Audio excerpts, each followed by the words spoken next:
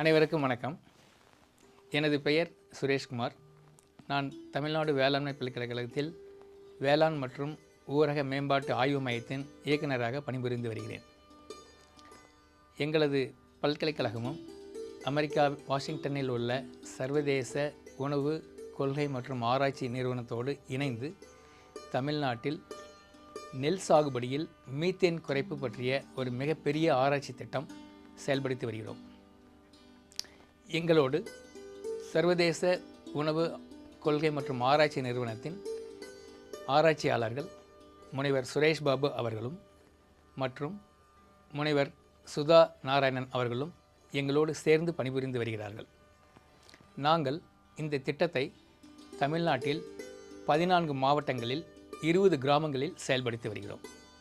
இந்த திட்டத்தின் முக்கிய நோக்கமானது நெல் சாகுபடியில் காலநிலை மாற்றத்துக்கு ஏற்றவாறு உகந்த தொழில்நுட்பங்களான நேரடி நெல் விதைப்பு, பாய்ச்சலும் காய்ச்சலும் மற்றும் PPFM என்ற ஒரு நுண்ணுயிர் அதனை விவசாயிகள் மத்தியில் அதிக அளவு சென்றடைவதற்காக இந்த திட்டம் செயல்படுத்தி வருகிறோம்.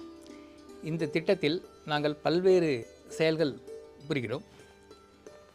இந்த முதலாவதாக இந்த பேஸ்லைன் சர்வேன்னு சொல்லுவோம். அந்த பேஸ்லைன் சர்வேயில் என்ன பண்ணுறோம்னா, நாங்கள் பல்வேறு மாவட்டத்தில் உள்ள விவசாயிகளிடத்தில் அவர்களுக்கு இந்த காலநிலை மாற்றத்திற்கு பற்றிய ஒரு புரிதல் உள்ளதா என்று அவர்களிடத்தில் ஆராய்கிறோம். அதன் பிறகு அவர்கள் தற்போது என்ன விதமான தொழில்நுட்பங்கள் பயன்படுத்தி வருகிறார்கள், எவ்வளவு மகசூல் எடுக்கிறார்கள், அதே போன்று இந்த விவசாயத்தில் உள்ள முக்கிய பிரச்சனைகளான தண்ணீர் பற்றாக்குறை, ஆட்கள் பற்றாக்குறை, இதனை எப்படி சமாளிக்கிறார்கள், இதை பற்றிய ஒரு ஆய்வு நடத்துகிறோம். அதன் பிறகு இந்த திட்டத்தின் முக்கிய நோக்கமான இந்த தொழில்நுட்பங்களை விவசாயிகளிடத்தில் கொண்டு செல்வதற்கு நாங்கள் விவசாயிகளுக்கு பயிற்சி அளிக்கிறோம்.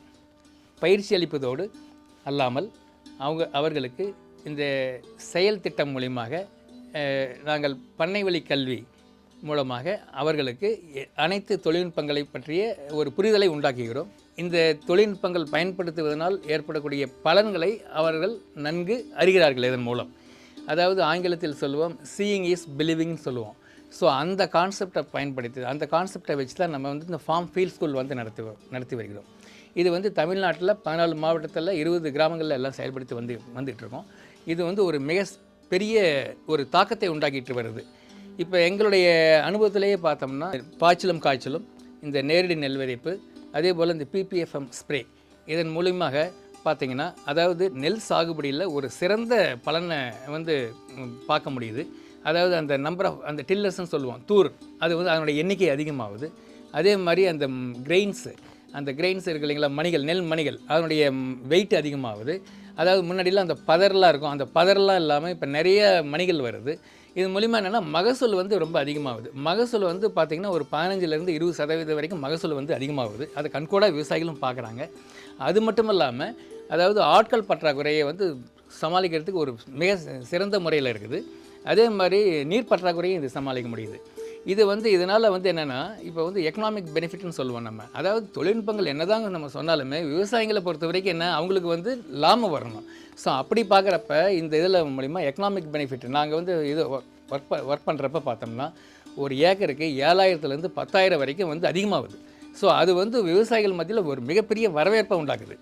இது ஒரு முக்கியமான பலன் இதிலேருந்து.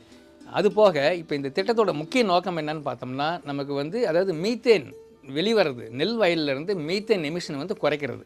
ஸோ அப்போ இந்த 3 தொழில்நுட்பங்கள் எந்த அளவுக்கு ஒரு தாக்கத்தை உண்டாக்குதுன்னு பார்க்குறப்ப, இப்போ எங்களுடைய டெமான்ஸ்ட்ரேஷன் ஆராய்ச்சியிலேருந்து அதாவது பல்வேறு தொழில்நுட்பங்கள் மூலிமா பார்க்குறப்ப பார்த்தோம்னா ஒரு ஏக்கருக்கு அதாவது 40 கிலோவிலேருந்து 110 கிலோ வரைக்கும் ஒரு ஹெக்டேருக்கு ஒரு சீசனில் மீத்தேன் எமிஷன் குறையுது.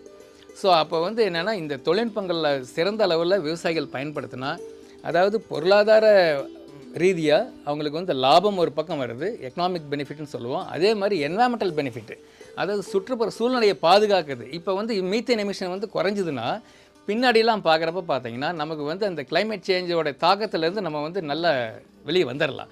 ஸோ அதுக்கு தான் உலக அளவிலான நிறைய நிறுவனங்கள்லாம் இதை சிறந்த அளவில் ப்ரொமோட் பண்ணிகிட்டு இருக்காங்க. ஸோ இது வந்து என்னென்னா ஒரு மிக சிறந்த தொழில்நுட்பங்களாக இருக்குது. ஸோ இது ஒரு பகுதி. அது இல்லாமல் விவசாயிகளுக்கு மட்டும் இல்லாமல் நம்ம வந்து என்ன பண்ணுறோம்னா வேளாண் அலுவலர்கள், அதாவது டிபார்ட்மெண்ட்டோட அக்ரிகல்ச்சரோட சேர்ந்து அவங்களுடைய அலுவலர்கள் ஆஃபீஸர்ஸ்க்கு எல்லாமே ஒரு ட்ரைனிங் கொடுக்குறோம். அது மட்டும் இல்லாமல் என்னென்னா இப்போ வந்து நம்ம panchayat local government officials, panchayat leaders, panchayat அஃபீஷியல்ஸுக்கெல்லாம் ட்ரைனிங் கொடுக்குறோம். ஸோ இதெல்லாம் வந்து ஒரு கெப்பாசிட்டி ஸ்ட்ரென்தனிங்கிற ஒரு பார்ட்டில் போயிட்டுருக்குது. இது மட்டும் இல்லாமல் என்ன பண்ணுறோம், அடுத்த ஸ்டேஜ் என்ன பண்ணுறோம்னு நாங்கள் அதாவது மானிட்டரிங். இப்போ ஒரு சீசனில் வந்து நம்ம எல்லாமே காமிக்கிறோம், அவங்களுக்கு வந்து பயிற்சி கொடுக்குறோம். இந்த farm field school field demonstration மூலிமா ஃபார்ம் ஃபீல்ட் ஸ்கூல் நடத்துகிறோம். இதெல்லாம் பார்க்க இதனுடைய பலன்கள்லாம் அவங்க கண்கூட தெரிஞ்ச வாட்டி 2வது சீசனில் என்ன பண்ணுறாங்கன்னா விவசாயிகள் வந்து அதனுடைய நல்ல ஒரு புரிதல் வந்துடுது. அவங்களுக்கு இந்த தொழில்நுட்பங்களை பற்றி ஒரு மிக சிறந்த புரிதல் வர்றதுனால அவங்களாம் வந்து அந்த தொழில்நுட்பங்கள் நிறைய போட ஆரம்பிச்சிட்டாங்க. இப்போ என்ன போடுறாங்க, ஒரு சில இடத்துல வந்து பார்த்திங்கன்னா அதிகப்படி அவங்களுக்கு ஃபீல்டு கண்டிஷனுக்கு தகுந்த மாதிரி ஒரு சில இடத்துல வந்து விவசாயிகளை வந்து காய்ச்சலும் அதிகமாக போடுறாங்க. இன்னொரு இதில் வந்து நேரடி நெல்வதிப்பு பண்ணுறாங்க. அதே மாதிரி இந்த PPFMன்ற இந்த ஸ்ப்ரேக்கு இப்போ ஒரு மிகப்பெரிய வரவேற்பு வந்துருச்சு. எங்கள் எங்கே போகிற இடத்துலலாம் வந்து எங்களுக்கு கொடுங்கன்னு வந்து விவசாயிகள் வந்து கேட்டுக்கிட்டு இருக்காங்க. ஸோ அந்த விதத்தில் வந்து இந்த 3 தொழில்நுட்பங்களும் ஒரு மிகப்பெரிய இப்போ நாங்கள் வந்து என்ன பண்ணுறோம், இந்த செகண்ட் சீசனில் எவ்வளோ விவசாயிகள் வந்து நம்ம பயிற்சி அளித்து எவ்வளோ விவசாயிகள் வந்து இந்த தொழில்நுட்பங்களை பண்ணுறாங்க அப்படிங்கிறது தான் இது பண்ணுறோம். இதில் வந்து இதெல்லாம் மானிட்டரிங் சர்வே பண்ணுறோம். அதன் பிறகு என்ன பண்ணுறோம், நம்ம எல்லாம் இந்த ப்ராஜெக்ட் முடித்த வாட்டி இந்த தொழில்நுட்பங்களுடைய உபயோகத்தினால எந்த அளவுக்கு வந்து பொருளாதார ரீதியாகவும் சுற்றுப்புற ரீதியாகவும் எவ்வளோ தாக்கங்கள் உருவாகி இருக்குது அப்படிங்கிறத பற்றி ஒரு இது பண்ணுவோம். இந்த ஆராய்ச்சி திட்டத்தை ஒரு மல்டி டிசிப்ளினரி மோடில் தான் வந்து செயல்படுத்திகிட்டு இருக்கோம்.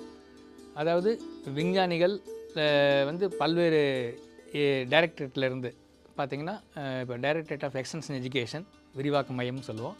அதே மாதிரி பயிர் மேலாண்மை இயக்ககம், அங்கே வந்து டைரக்டரேட் ஆஃப் க்ராப் மேனேஜ்மெண்ட்டு, அதே மாதிரி directorate of natural resource management, இது மாதிரி பல்வேறு டைரக்டரேட்லேருந்து microbiologist, environmental scientist, extension scientist, அதுக்கப்புறம் வந்துட்டு மீட்ரியாலஜிஸ்ட்டு, அக்ரானமிஸ்ட்டு, இவங்க எல்லாம் சேர்ந்து ஒரு மல்டி டிசிப்ளினரி மோடில் சிறந்த முறையில் இந்த திட்டத்தை செயல்படுத்திகிட்டு இருக்கோம்.